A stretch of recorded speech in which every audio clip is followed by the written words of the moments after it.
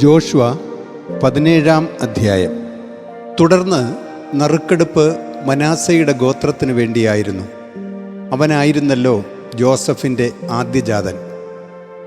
ഗിലെയാദിൻ്റെ പിതാവും മനാസയുടെ ആദ്യജാതനുമായ മാക്കീർ പോരാളിയായിരുന്നതുകൊണ്ട് ഗിലെയാദും ബാഷാനും അവൻ്റേതായി.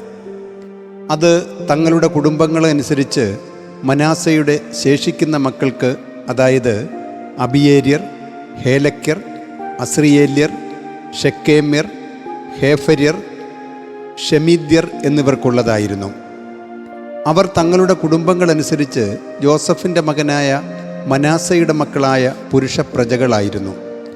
മനാസയുടെ മകനായ മാക്കീറിൻ്റെ മകനാണ് ഗിലെയാദ്. അവൻ്റെ മകനായ ഹേഫറിൻ്റെ മകൻ സെലോഫ്ഹാദിന് പുത്രിമാരല്ലാതെ പുത്രന്മാർ ഉണ്ടായിരുന്നില്ല.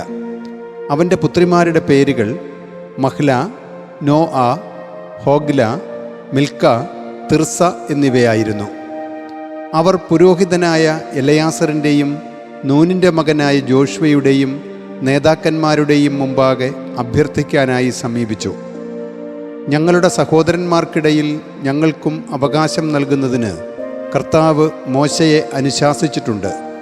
അപ്പോൾ അവൻ അവരുടെ പിതൃസഹോദരന്മാർക്കിടയിൽ അവർക്കും അവകാശം നൽകി.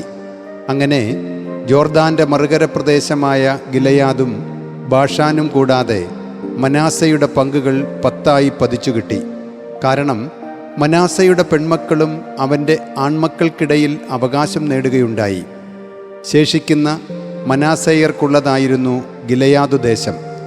ഷെക്കമിന് മുമ്പിലുള്ള മിക്മെതാത്തിൻ്റെ ആഷേർ മുതൽ മനാസയുടെ ഭൂവിഭാഗമാണ്.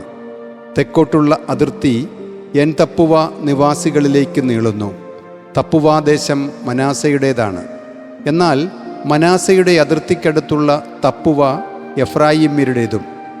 അതിർത്തി താഴ്വരയ്ക്ക് തെക്കോട്ട് കാന അരുവി ഇറങ്ങുന്നു.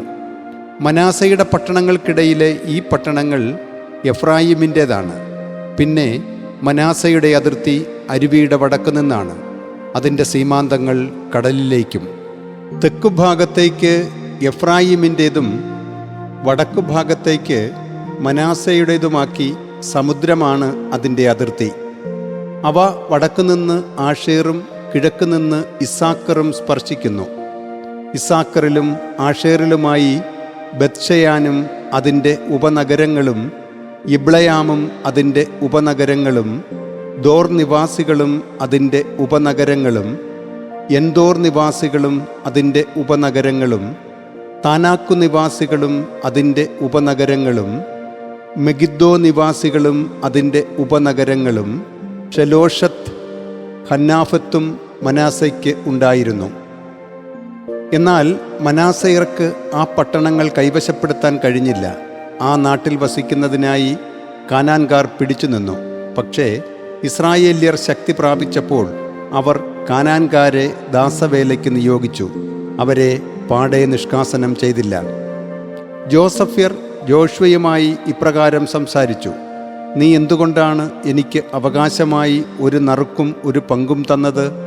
കർത്താവ് ഇത്രമാത്രം എന്നെ അനുഗ്രഹിച്ചതിനാൽ ഞാൻ ഒരു വലിയ ജനമാണല്ലോ.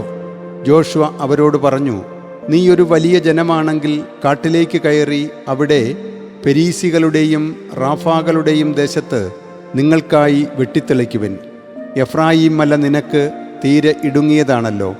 അപ്പോൾ ജോസഫ്യർ പറഞ്ഞു: മല ഞങ്ങൾക്ക് അപര്യാപ്തമാണ്.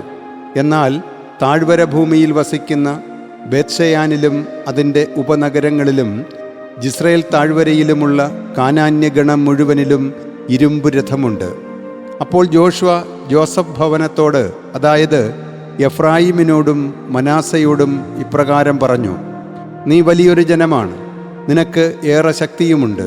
വെറും ഒരു നറുക്കല്ല നിനക്ക് ഉണ്ടായിരിക്കുക. എന്തെന്നാൽ മല കാടാണെങ്കിലും നീ അത് വെട്ടിത്തെളിക്കണമെങ്കിലും അത് നിനക്കുള്ളതാണ്. അതിൻ്റെ സീമാന്തങ്ങൾ നിനക്കുള്ളതായിരിക്കും. കാനാന്യഗണത്തിന് ഇരുമ്പ് രഥമുണ്ടെങ്കിലും അത് ശക്തമാണെങ്കിലും നീ തീർച്ചയായും അതിനെ നിഷ്കാസനം ചെയ്യും.